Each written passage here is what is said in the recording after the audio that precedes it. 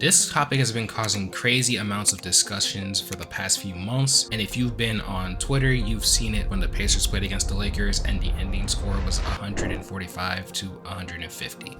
But the score wasn't the main concerns of most of the viewers who watched this game. The main concern was actually the free throw differential, where the Lakers received 43 free throw attempts, while the Pacers only received a measly 16. And I'm here to explain why it's not been a glaring issue for just this game, but for the entirety of the past 2 NBA seasons. Now, before actually diving straight into the issue, some of you might not be aware of what a free throw differential is. It's the difference between the amount of free throws a team receives versus the total amount of free throws the opposing teams they played against have received. It's pretty simple, and despite this, there's no easy way of actually tracking this stat down. I actually had to create a script in order to actually track free throw differentials for the past 20 NBA seasons. I've gathered the data to understand and verify if what we have been seeing these past 2 seasons is something that we should expect, or if maybe this is something that the refs have been rigging for the Lakers. Now, the reason why I'm focusing on the Lakers is that they've been the eye of this topic, as they have had the highest free throw differential for the past 2 seasons. And it isn't that they're just number 1, but the gap between them and the rest of the league is so significant that it's hard not to see. You can cut the Lakers free throw differential in half and they would still hold the number 1 spot. And the more concerning thing for other people watching this stat is that there was a very similar trend last year, as while the Lakers did not have as many free throw attempts, they still had a free throw differential of 476. And the number 2 team, the Sacramento Kings, only had a free throw differential of 173. The Lakers had a free throw differential over 300 more than the number 2 team. And you start to know why people have been thinking that it's been heavily skewed for the Lakers. But I think despite the concerning issues that many fans have been having, this is actually something that is explainable if you start looking into more of the numbers. So I'll start to explain this by going back into the Pacers-Lakers game that I mentioned at the start of the video. March 24th was a day that triggered many NBA fans, as it featured a game where the Lakers again received 43 free throw attempts while the Pacers only received 16 in a final score of 150 to 145. That would be a free throw differential of plus 27 in favor of the Lakers in just one game.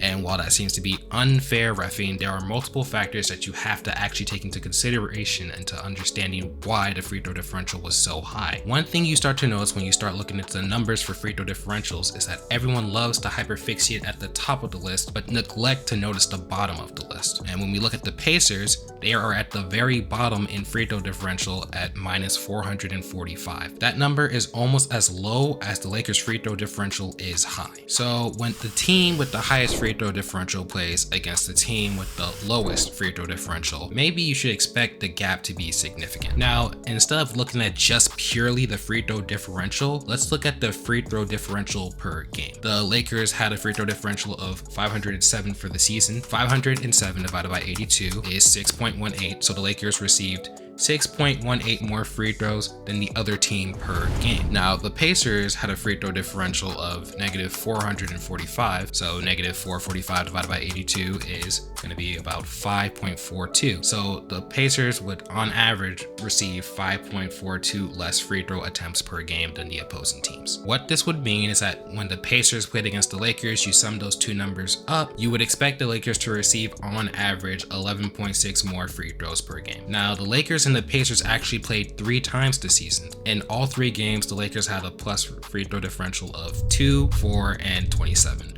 You take the sum of those free throw differentials, you get 33. In those 3 games, the average is 11 more free throws per game against the Pacers, which is around the average that you would actually expect. So despite there being a plus 27 free throw differential in that one game, everything lined up appropriately once you consider the other 2 games the Lakers played against the Pacers. Now, many of you might not like the argument that I presented, and that's perfectly fair. Basketball isn't a game of just purely numbers. So let's actually go into those 3 games and see if there's a correlation that we can see from each of the games provided. The Lakers played the Pacers again 3 times with a score of 123-109 favoring the Lakers, 150-145 again favoring the Lakers, and 90-109 this time favoring the Pacers. Now let's look at the trends of each of these games. In the lowest scoring games, the Lakers only had 18 free throw attempts. In the highest scoring game, there were 43 free throw attempts for the Lakers, and in the middle game, the Lakers received 35 attempts. Now this actually makes sense for the Lakers, as they aren't a team that rely on a high volume of 3-point attempts. In fact, they're 28th when it comes to that. So in order to maximize their efficiency, they rely on physicality, which will eventually lead them to more attempts at the line. Now, while the Lakers actually rely on getting to the line, they're only second in total free throw attempts. They're behind the Magic, who I would argue have a better defense. So for those who think the refs may be rigging it, there is a potential argument there. But I don't think that would be anything that's conclusive. Now let's contrast this with the Pacers, who love to play in open space and create easier shots for their players. They're less likely to run into situations that would actually cause them to go to the line. So yes, there may be some questionable calls that occurred during their games, but this is ultimately something that you would actually come to expect when the Lakers play against the Pacers. Let's go back to the differentials for the top 5 teams, and instead of just looking at the pure free throw differential, let's look at the free throw differential per game. Again, we just look at the free throw differential and then divide that number by 82. You can see that the Lakers set the top at 6.18 free throw attempts per game, Boston at 2.83, Miami 2.79. You can look at the rest.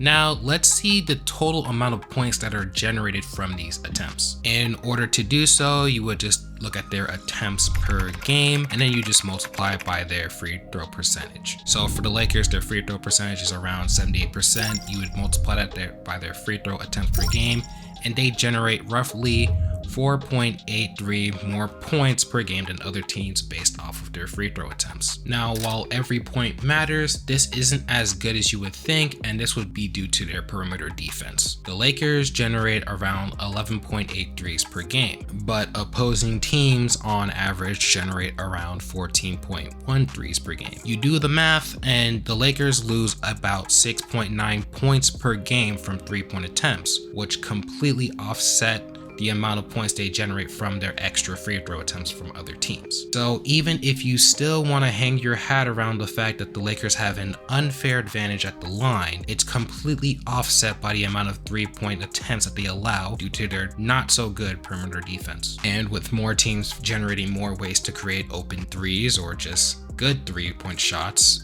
it's not something that I would ever really concern myself with, to be honest. But this argument doesn't negate the fact that the Lakers have an unfair advantage that many people are saying, but that their advantage really doesn't matter. So let's actually look at why their free throw differential is so high. We can start by looking at the top 10 teams in free throw differential in the 2022-23 NBA season. In order from highest to lowest, it's the Lakers, Sacramento Kings, Orlando Magic, Miami Heat, New York Knicks, Los Angeles Clippers, Milwaukee, Philadelphia, Houston, and finally the Pelicans. Each of these teams surprisingly have their own circumstances as to why they aren't higher in free throw differential than they are currently for the past 2 NBA seasons. Let's start with the teams that were marred by injury, which would include the Sacramento Kings, the Miami Heat, the New York Knicks, and the Philadelphia 76ers. Philly lost their centerpiece, Joel Embiid, who would be the #1 player in free throw attempts. The Knicks also lost their most physical player in Julius Randle. Miami, for major portions of the season last year and this year, lost Jimmy Butler, a player who is not only top 10 in free throw attempts, but who actually takes more free throw attempts than he makes shots. And while the Sacramento Kings were #2 in free throw differential last year, this year they're in the negative when it comes to that stat. There are 3 major factors contributing to this. 1, they had the advantage last year being the healthiest playoff team. Now that's not the case this year.